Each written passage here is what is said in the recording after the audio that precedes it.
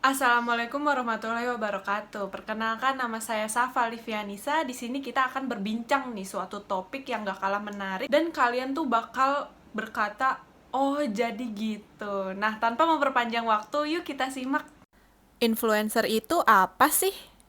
Jadi arti dari influencer itu adalah orang yang memiliki kekuatan untuk memengaruhi orang lain karena ia memiliki otoritas, pengetahuan, posisi, dan hubungannya dengan audiens atau penontonnya. Nah, menurut marketing bisnis, influencer itu adalah mereka yang bisa memengaruhi orang lain untuk membeli produk yang mereka tawarkan gitu. Jadi influencer itu adalah metode yang efisien dan efektif karena mereka bisa membawa audiensnya atau membawa para pembeli untuk membeli produk yang spesifik. Influencer merupakan metode yang sangat spesifik dan efisien karena mereka bisa membawa audiensnya itu kepada pasar yang lebih spesifik. Nah, influencer ini tuh bisa dari kalangan artis, YouTuber, blogger, penulis buku, dan lain sebagainya, atau mereka yang memiliki peranan penting dalam komunitas tertentu. Emangnya sejak kapan sih influencer itu ada? Sejarah influencer itu bukan dari individu gitu, ternyata dari propaganda dan ideologi.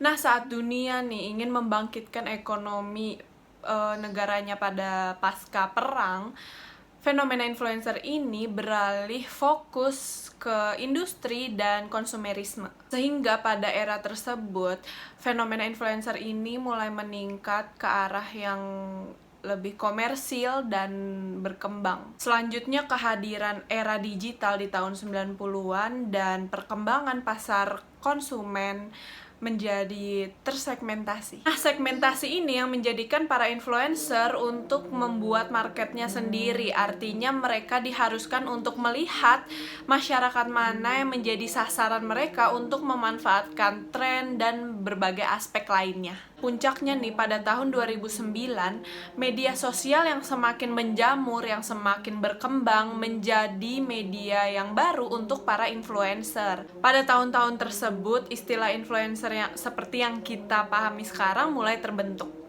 Terus apa sih hubungan influencer sama public speaking?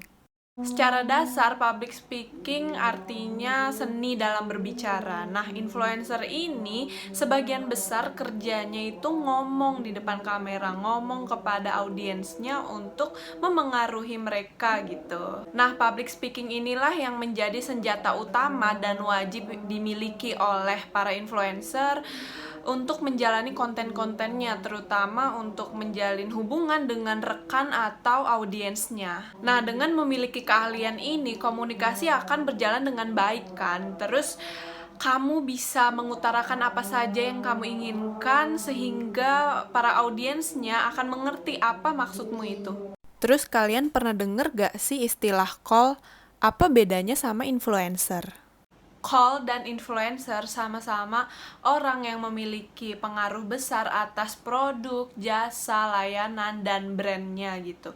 Dan rekomendasi mereka itu memengaruhi keinginan orang lain untuk memiliki produk yang mereka tawarkan, produk yang sama tersebut. Tetapi tetap ada perbedaan di antara keduanya sehingga brand yang ingin mengajak kolaborasi, yang ingin mengajak kerjasama harus mengetahui perbedaan tersebut.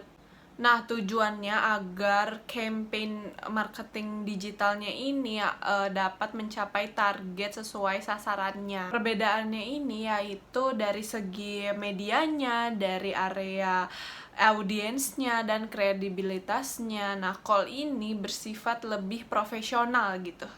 Ada tingkatannya nggak untuk influencer itu? Nah, tingkatannya ini bisa dilihat dari followers mereka gitu. Ada 4 tingkatan, yaitu mega, makro, mikro, dan nano. Nah, untuk tingkatan pertama, mega influencer, influencer ini harus memiliki setidaknya lebih dari 1 juta followers di platform media sosial mereka. Yang kedua, makro influencer. Nah, influencer ini diharuskan untuk memiliki followers dari 40.000 sampai 1 juta. Nah, tingkatan ini di bawahnya mega. Tingkatan yang ketiga yaitu micro influencer, yaitu orang biasa tapi dia memiliki pengetahuan yang spesifik gitu dari produk tersebut. Nah, audiensnya ini menyukai influencer ini karena pengetahuannya tersebut. Nah, biasanya influencer ini memiliki followers dari 1.000 hingga 40.000. Dan yang terakhir yaitu nano influencer. Nah, ini nih yang terbaru.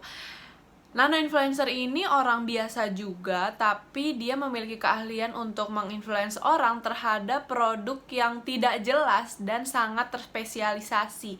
Nah, nano influencer ini orang yang memiliki followers kurang dari 1.000, tapi audiensnya itu tertarik gitu terhadap mereka dan mendengar gitu pendapatnya. Seberapa besar peranan influencer terhadap suatu brand tersebut? Marketer perusahaan menggunakan sosial media influencer untuk meningkatkan konsumen serta penjualannya gitu. Nah, menggunakan sosial media influencer bisa meningkatkan brand awareness terhadap produk perusahaan tersebut. Bahkan jika dilihat langsung dari lapangan gitu, media influencer yang lebih memiliki sedikit followers lebih efektif dan efisien dalam memengaruhi konsumennya. Nah, tingkatan ini yaitu micro influencer yang dapat memengaruhi besar para audiensnya gitu daripada mereka yang memiliki followers yang lebih banyak. Dan micro influencer ini lebih dapat dipercaya gitu karena mereka memiliki hubungan dan interaksi terhadap audiensnya lebih intens gitu. Jadi semua orang bisa nggak sih jadi influencer? Seperti namanya, nah kunci influencer ini ada pada keberadaan influencer gitu. Pada dasarnya influencer adalah orang yang memiliki pengaruh besar terhadap audiensnya gitu. Namun tidak menutup kemungkinan untuk orang biasa gitu. Nah, bukan dari selebriti atau public figure. Seseorang disebut influencer jika memenuhi minimal 2 aspek ini. Yang pertama, memiliki kekuatan untuk memengaruhi keputusan pemilihan orang lain karena memiliki otoritas, pengetahuan, dan hubungan yang intens terhadap audiensnya. Nah, yang kedua, memiliki pengikut pada segmentasi marketnya tertentu yang terlibat secara aktif. Perlu dipahami bahwa influencer itu bukan orang atau bukan alat sebagai aspek pemasaran, tapi untuk membantu hubungan sosial antar brand dengan konsumennya demi tujuan pemasaran. Wah, udah banyak ya pengetahuan baru dari pemaparan saya tadi. Nah, gimana nih? Tertarik gak jadi influencer? Tertarik dong pastinya. Mungkin cukup ya segitu aja ya, udah panjang juga. Semoga bermanfaat bagi kalian semua. Saya Safa Livianisa, pamit undur diri. Mohon maaf bila ada salah kata. Wassalamualaikum warahmatullahi wabarakatuh. Dadah.